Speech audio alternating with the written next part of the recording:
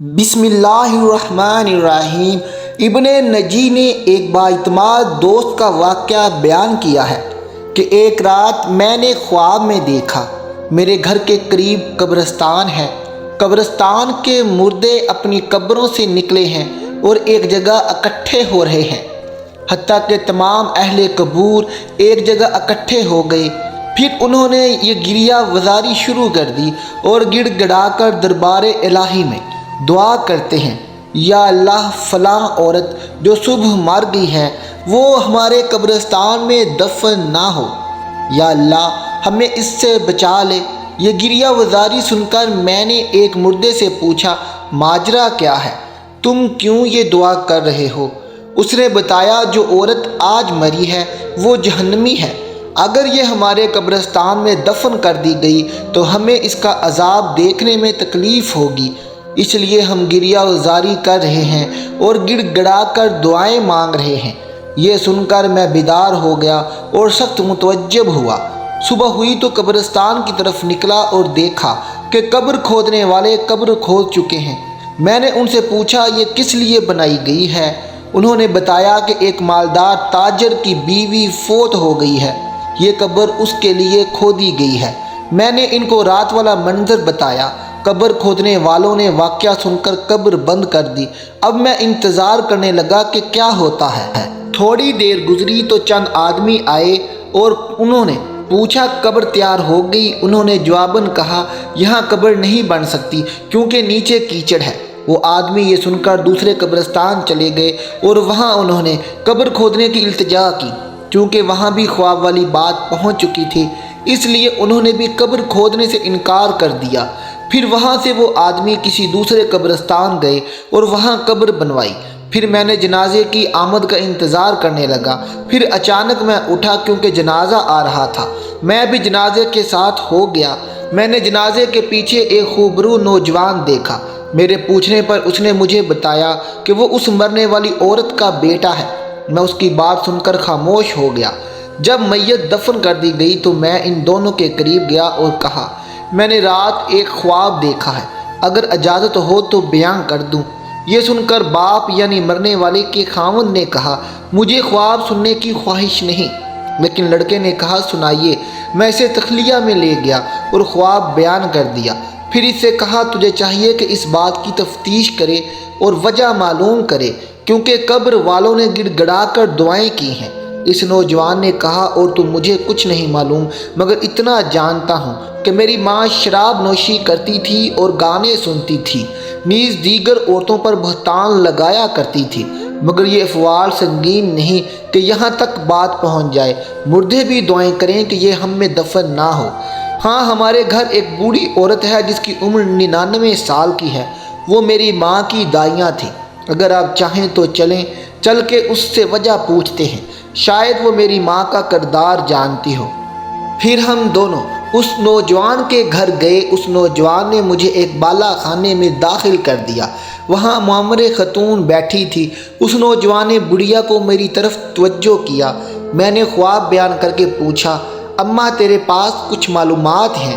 یہ سن کر بڑھیا نے کہا، میں اللہ سے دعا کرتی ہوں کہ وہ اسے بخش دے، وہ عورت بہت زیادہ بدکار تھی۔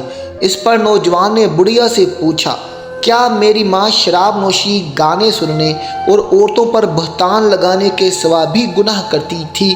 بڑھیا نے کہا، بیٹا اگر تو برا نہ مانے تو میں بتا دیتی ہوں، کیونکہ اس آدمی نے یہ خواب بیان کیا ہے، تیری ماں کے بدترین گناہوں کی وجہ سے وہ جہنمی ہے اور اسے اس قبرستان میں دفن نہیں کیا گیا۔ یہ سن کر نوجوان نے کہا، میں چاہتا ہوں کہ تو ہمیں سب کچھ بتائے تاکہ ہم ایسے کردار سے بچ جائیں اور عبرت حاصل کریں۔ یہ سن کر بڑھیا رونے لگی، خدا تعالیٰ جانتا ہے کہ میں کئی سال سے توبہ کر چکی ہوں اور مجھے امید تھی کہ تیری ماں بھی توبہ کر لے گی، مگر اس نے توبہ نہیں کی۔ اب میں تمہیں 3 کارنامے تیری ماں کے سناتی ہوں۔ تو اس بڑھیا نے اس عورت کے لڑکے کو مخاطب کر کے کہا کہ تیری ماں بہت بدکار تھی۔ ہر دن 1-2 نوجوان اس کے گھر آتے تھے جن سے وہ اپنی خواہش پوری کرتی تھی، اور تیرا باپ بازار میں کام کرتا تھا۔ جب جوانی کی عمر کو پہنچا تو نہایت وجیح نوجوان تھا، میں دیکھا کرتی تھی کہ تیری ماں تیری طرف ہوس کی نظر سے دیکھا کرتی تھی، حتیٰ کہ ایک دن تیری ماں نے مجھے کہہ دیا کہ میں اپنے بیٹے پر فریضہ ہو گئی ہوں، لہذا کسی طریقے سے اس کو میری طرف راغب کر دو۔ میں نے یوں سن کر تیری ماں سے کہا، بیٹی اپنے بیٹے تک کیوں جاتی ہو؟ تیرے لیے اور بہت سارے نوجوان ہیں جن سے تو اپنی خواہش پوری کر سکتی ہے، تو اللہ تعالیٰ سے ڈر اور اس ارادے سے باز آ جا۔ تو تیری ماں کہتی تھی، نہیں، مجھے اس کے سوا صبر نہیں۔ تو میں نے تیری ماں سے پوچھا، تو اس مقصد میں کیسے کامیاب ہو سکتی ہے؟